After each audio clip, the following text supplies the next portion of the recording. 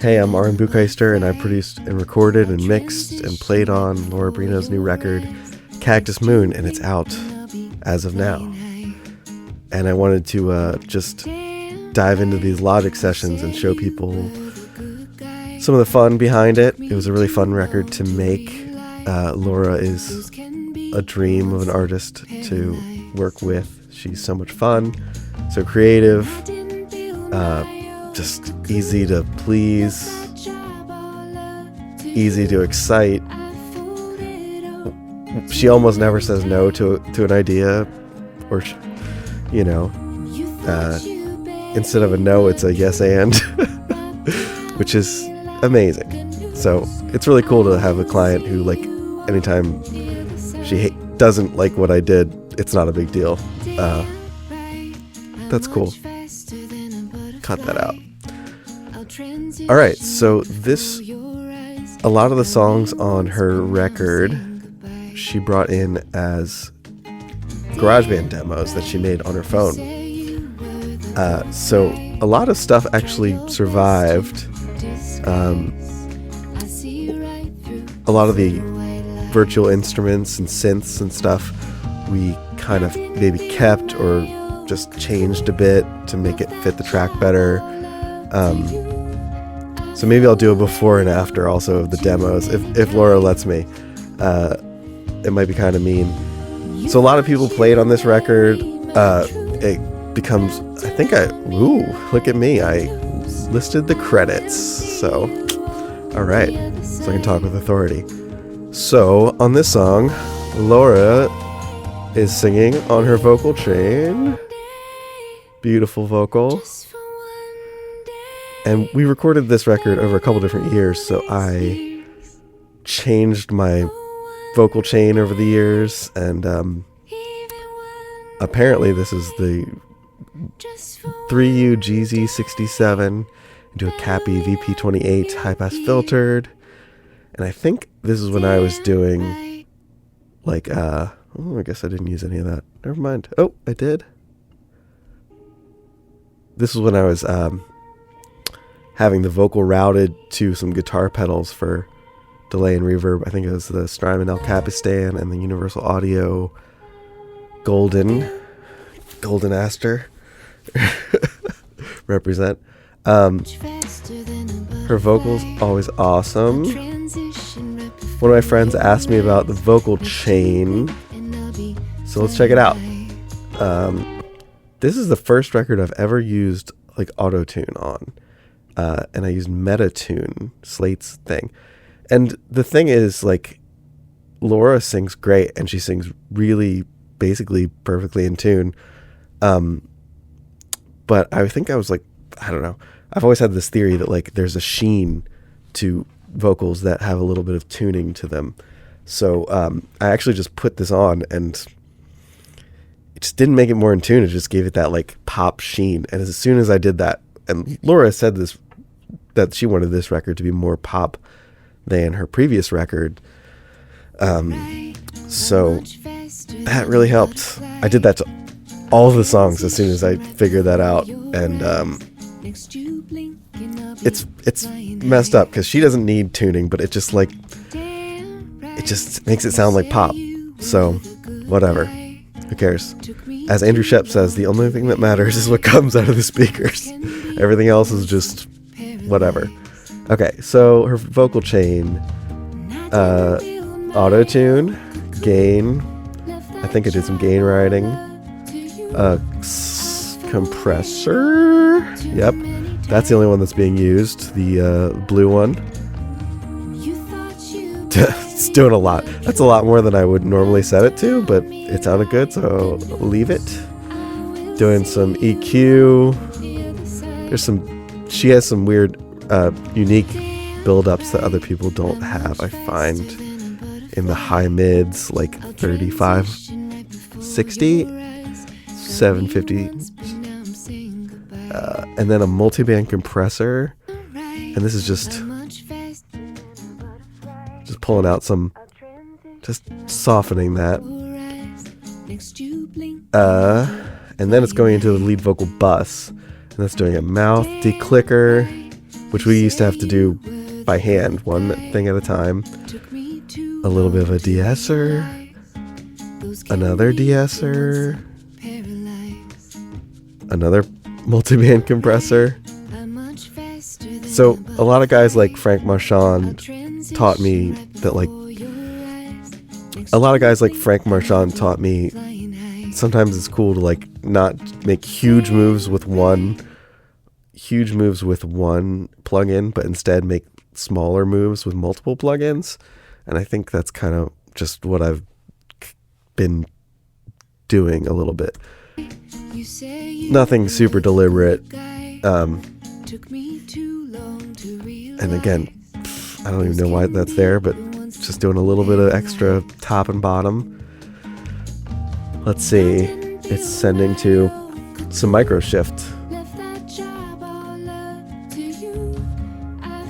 So without, without. It's very subtle. So let's talk about some exciting things in this. First of all, we had the amazing Ricky Wise come and play drums on, I think, 2 or 3 different sessions. Laura kept writing songs for this record. She had 8 songs, and she was like, that's it. It's an EP. And then she had 12 songs. She's like, that's it. It's one record. And then she had 15 songs. She's like, okay, it's going to be a really long record. And then she had like 19 songs. She's like, it's an excruciatingly long record. And I'm like, Laura, that's 2 records. And then she had 25 songs. And I'm like, Laura, that's definitely 2 records. So Ricky kept coming back. He did the drums on her last record. Fun fact, he came over, did the drums. I did rough mixes. This is for her last record. That was like more Americana. I did rough mixes of the drums, put those in new sessions. And those were the drums that ended up on the last record. I didn't give those a final proper mix. They sounded great because Ricky's awesome. So the drums are, let's see. There's a couple drum things. Stuff like that.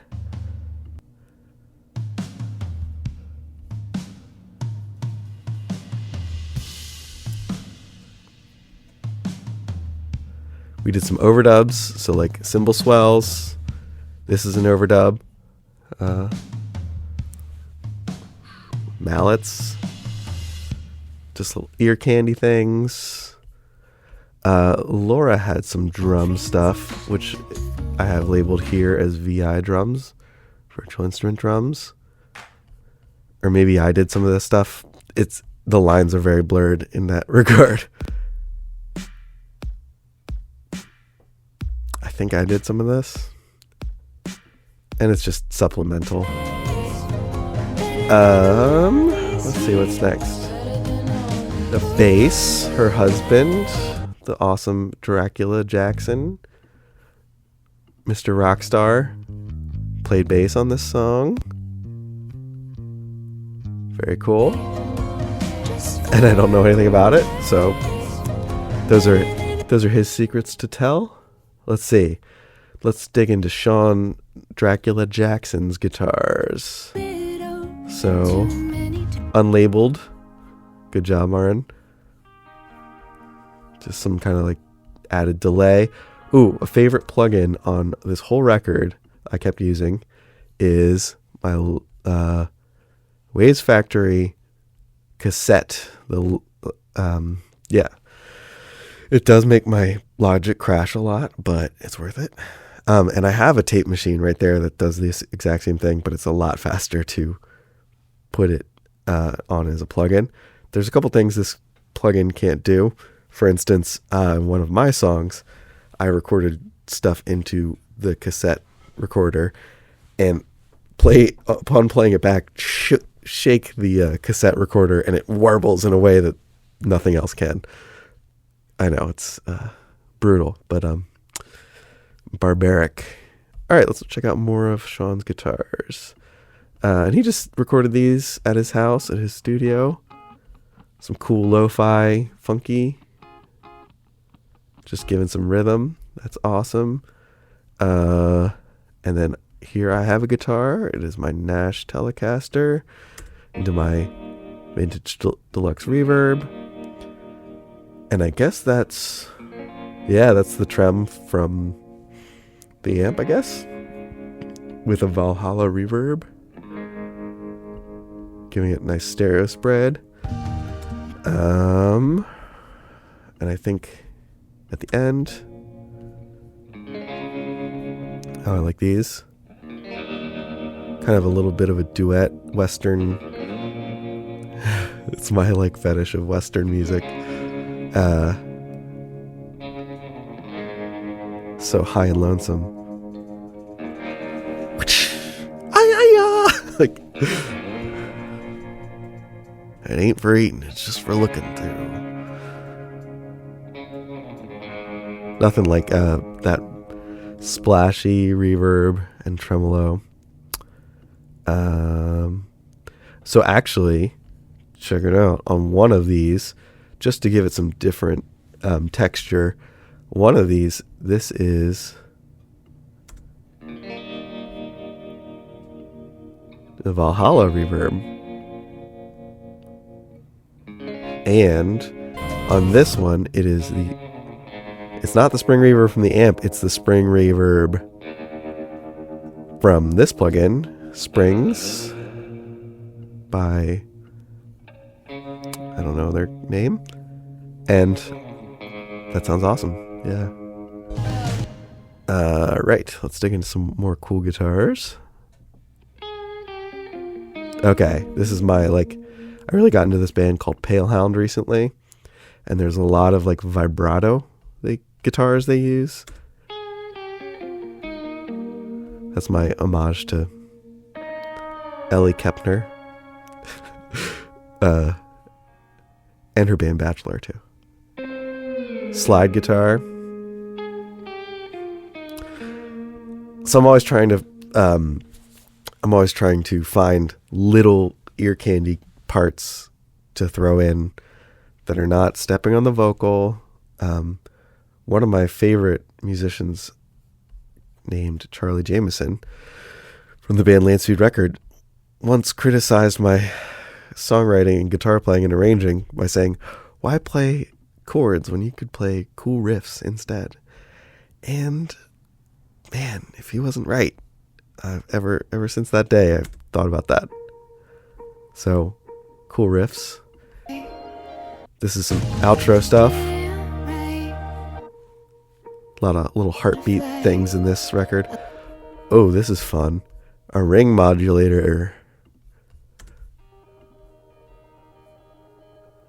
So, there's a bit crusher. There's a ring modulator in EQ.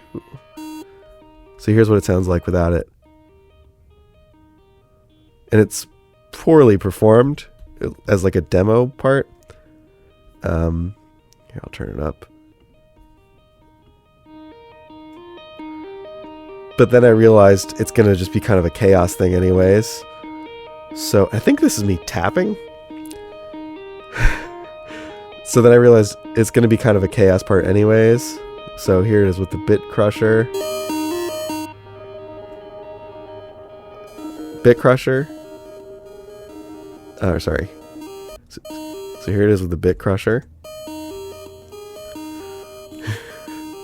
And with the ring modulator, it sounds like there's a delay. Yep. And Logic's stock pedal board is pretty cool. Doesn't do everything, but a couple things it does really well. So that's just an outro motion builder. So, oh, I will turn that off. Okay. Acoustic guitars. This is Laura's guitar, I can tell. Her Morgan and Monroe, which is a terrible guitar built very poorly. It's like manufactured obsolescence, where it's built not to ever be repaired. It's more expensive to repair it than to buy a new one. But man, that thing sounds so cool. It sounds unlike any other guitar I have or that she has. And it records really well. I don't think I have a whole lot. Like, it's just cleaning up the low end mostly. Probably like, it's not really even doing anything right there.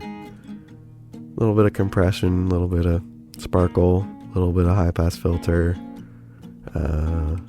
some more EQ, just cutting out some lows, cutting out some more lows, a little bit of like room ambience. Yeah, her guitar sounds incredible. Let's see. So I hope she gets it fixed. I think this is another part. I think this is a different guitar. Very cool. Sounds like there's an echo on it or something.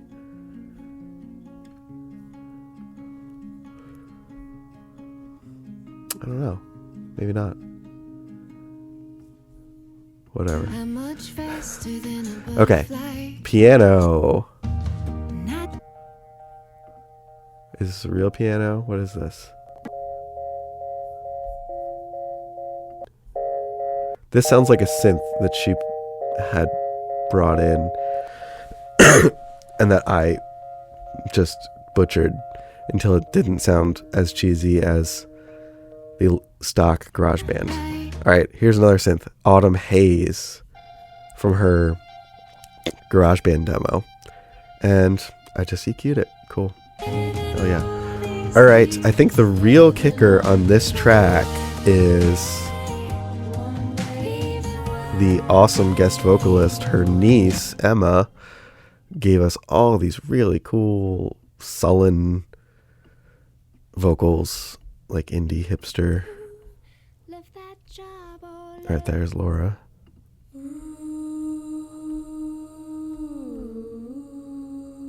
That's awesome.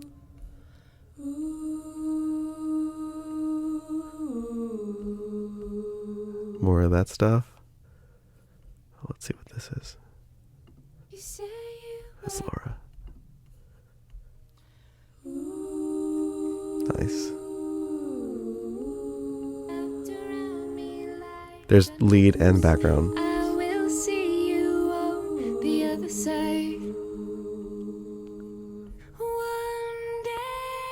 One day, even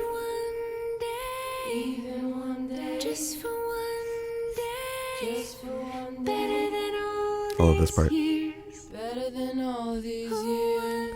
Such like Slacker Pavement or something. And that's pretty much all of this song. Oh, nope. I guess I played mandolin on this. My flat iron 2K Koa mandolin. So on the second verse. Oh, what is that? Oh, that's just guitars. It sounded like orchestral for a second. I feel like I must have. I don't know.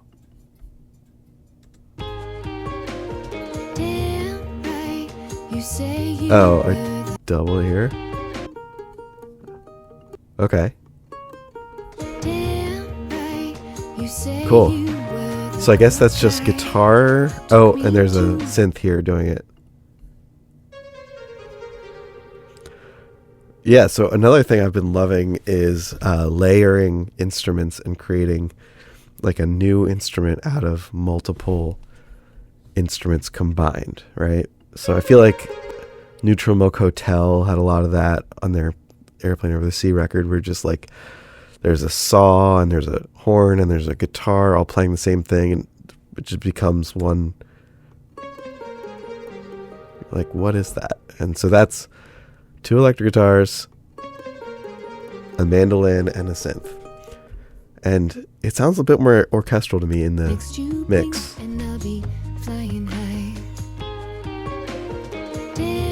I don't know. I love those slides. I love my parts. Most of the time I hate my parts, so it is nice to like my parts. Oof.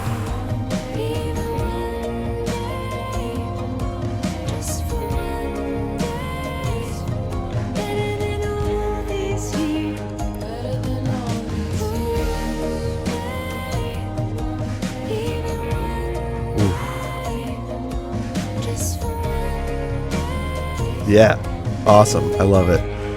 It's so nice opening up sessions after I haven't listened to them at all in like months, and I've forgotten everything. It's a present. Ooh, I love all this noise.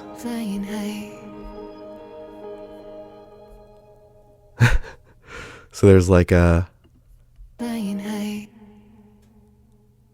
must have. Yeah, there's a delay on the vocal. What other cool noises are there contributing to that at the end? The mandolin just ringing out. Mostly I think it's these guitars.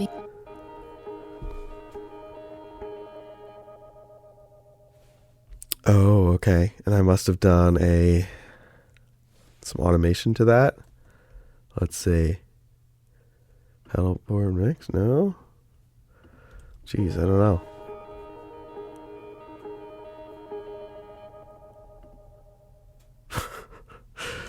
Cool. I guess I didn't.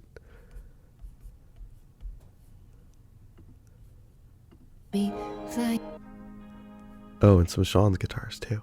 Nice. Ooh, some shimmer.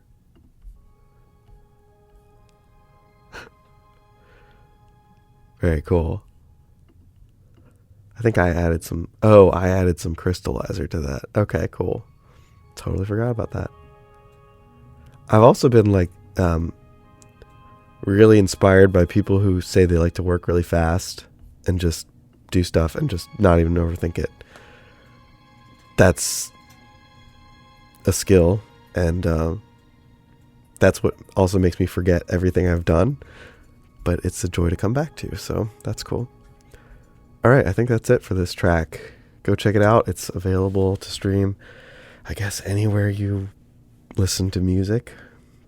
Maybe sample it and put it on TikTok. I don't know. Whatever people do with music these days. All right. See you next time.